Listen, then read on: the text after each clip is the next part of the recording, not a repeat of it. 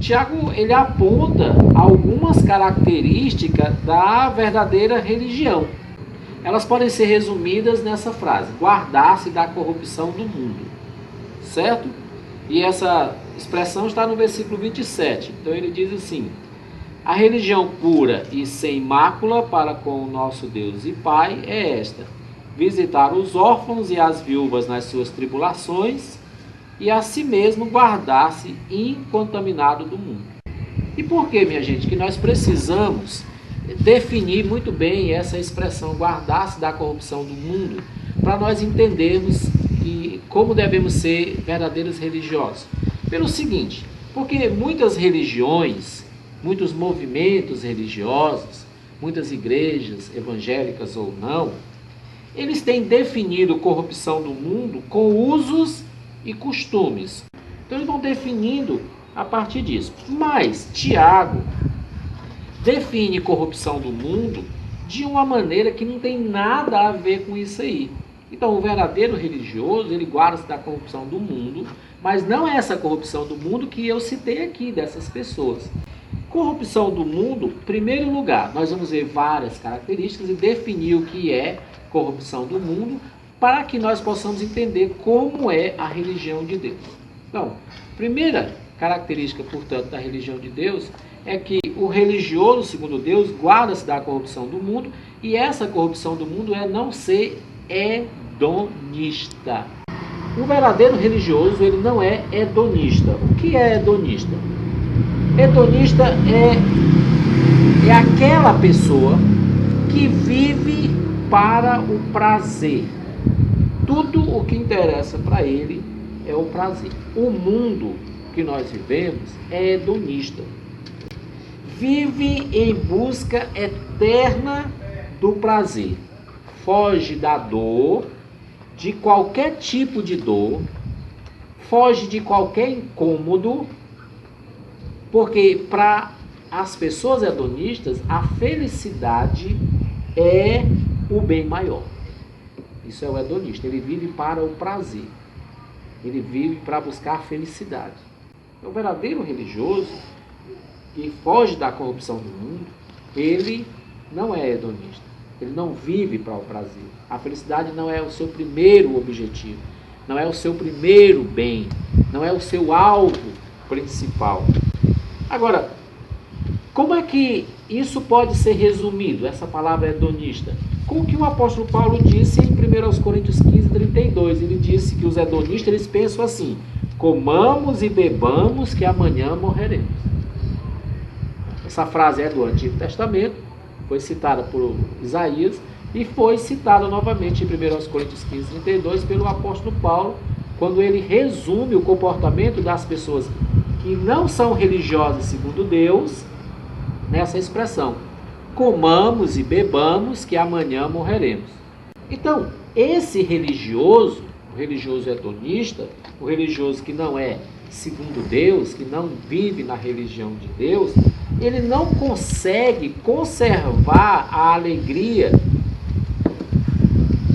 se ele passar por dificuldades, se ele passar por tribulações. Vai ter um momento na sua vida que as alegrias cessarão, que as bonanças cessarão e virão problemas. E você precisa manter a alegria mesmo em momentos difíceis. Não manter a alegria em momentos difíceis é corrupção do mundo. É um item da religião que não pertence a Deus.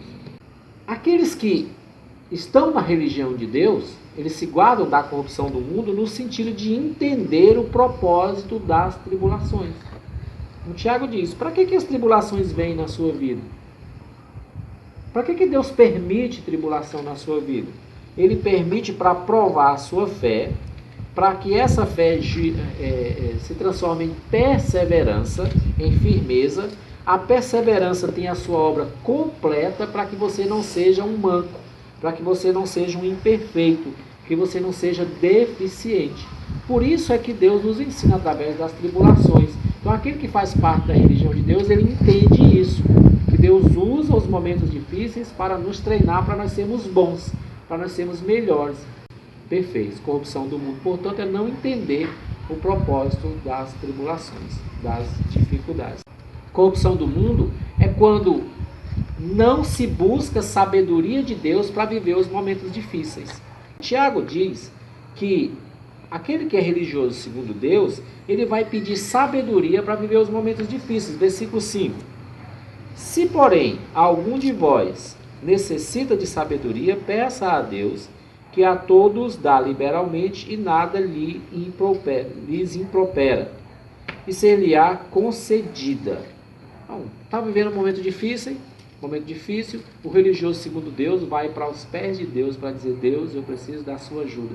Me dê sabedoria para viver esses momentos difíceis até que eles passem, para que eles acabem. A corrupção do mundo, quando você passa por um momento difícil, você espragueja a Deus. Foi o que a mulher de Jó disse. Depois de ter perdido toda a sua riqueza, ter perdido a sua saúde, ter morrido seus filhos, você ainda glorifica esse Deus? Aí ela diz: amaldiçoe esse seu Deus e morra. Isso é a corrupção do mundo. Uma outra característica que define o que é corrupção do mundo está no versículo 9 ao 11. Olha só. O irmão, porém, de condição humilde, glorie-se na sua dignidade, e o rico na sua insignificância, porque ele passará como a flor da erva, porque o sol se levanta com seu ardente calor, e a erva seca, e a sua flor cai, e desaparece a formosura do seu aspecto. Assim também se murchará o rico em seus caminhos. Então, qual é a característica que ele nos dá aqui de um religioso segundo a religião de Deus? É que entende sua dignidade como filho de Deus e entende que a sua dignidade não está nas coisas que tem. Ele diz aqui, voltando para o texto: o irmão, porém, de condição humilde, glorie-se na sua dignidade. Para a religião do mundo, você vale para o que tem. A corrupção do mundo, você vale o que tem. Não é? A religião do mundo zela muito pela aparência. E você acha que a sua dignidade está em alguém a quem você se relaciona, a roupa que você veste, a casa que você tem, o carro que você adquiriu, enfim, naquelas coisas que você tem. E a religião segundo o mundo visa isso. Isso é corrupção do mundo. Mas a religião segundo Deus, ele percebe que a dignidade não está no que tem. Por isso ele diz: o irmão de condição humilde se glorie na sua dignidade. Qual dignidade? A dignidade de ser filho de Deus.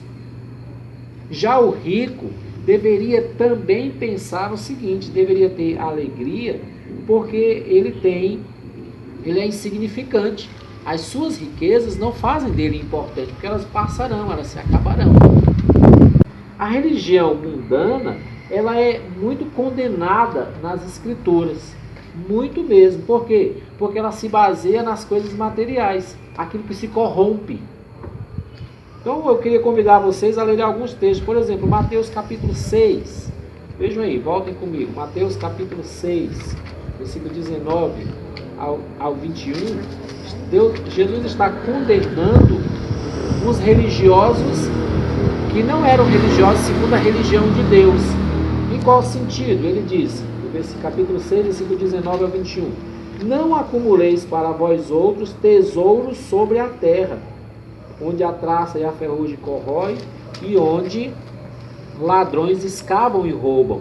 Mas ajuntai para vós outros tesouro no céu, onde a traça nem ferrugem corrói, e os ladrões não escavam nem roubam. Porque onde está o teu tesouro, aí está também o teu coração. A religião segundo o mundo tem um coração nesse mundo. A religião segundo Deus tem um coração em Deus.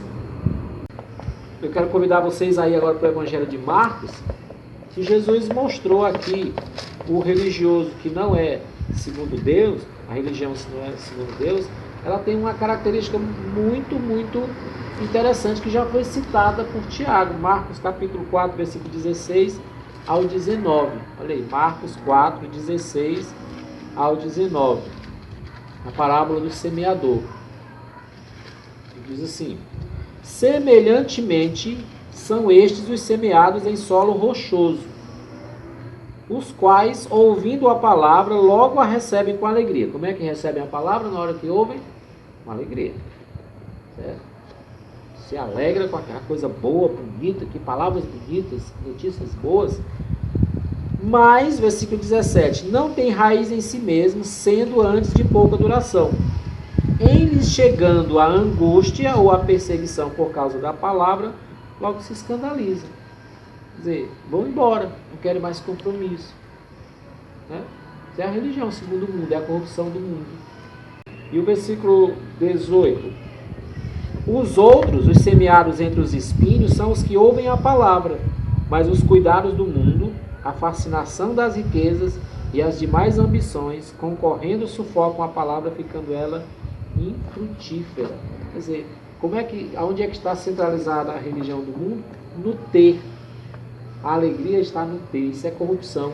Corrupção não é usos e costumes, cabelo crescido ou não, tatuagem ou não, cantar e falar de um jeito ou não, um comportamento qualquer, não ter amigo descrente ou no seu segmento religioso, nada disso. A religião do mundo passa por esses critérios que foram apontados aqui por Tiago e que foram apontados aqui por Jesus. E os que não têm uma religião segundo Deus, na hora que vem a dificuldade, eles vão embora, porque o alvo da religião do mundo é a autossatisfação. Para finalizar, o apóstolo Paulo diz em 1 Coríntios 15:19: se esperamos em Cristo apenas para os negócios dessa vida, somos os mais miseráveis de todos os homens. E a religião, segundo o mundo, se corrompe porque espera em Deus apenas para as coisas dessa vida. Não vê além disso. E só tem alegria no ter. Não tem alegria no relacionamento com Deus, que passa por essas características aqui que nós dissemos.